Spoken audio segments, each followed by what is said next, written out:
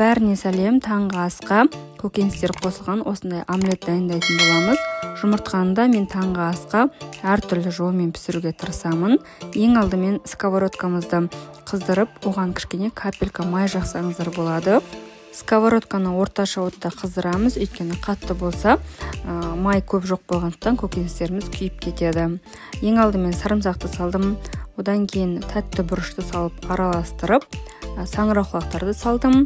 Кейіннен помидорды салып, барлығын жақсылап араластырамыз.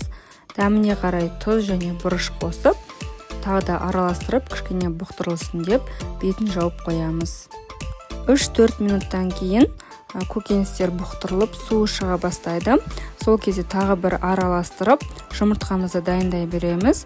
Мен 2 жұмыртқаның 2 белок және 1 желтоқты пайдаланамын. Жұмыртқаны дайындап алғаннан кейін оған кішкене шым-шым тұз қосып, жақсылап араластырамыз. Дайын болған массаны көкөністердің бетіне құямыз. Жан-жағын тегістеп, бір келкі қылып жайып, блины сияқты жайып шығамыз. Одан кейін жұмыртқа піскенше қайтадан бетін жауып қоямыз. Шамамен 3-4 минуттан кейін жұмыртқамыз пісіп дайын болады. Сол кезде плитаның астын өшіріп, қалауыңызға қарай бетіне сыр сепсеңіз болады.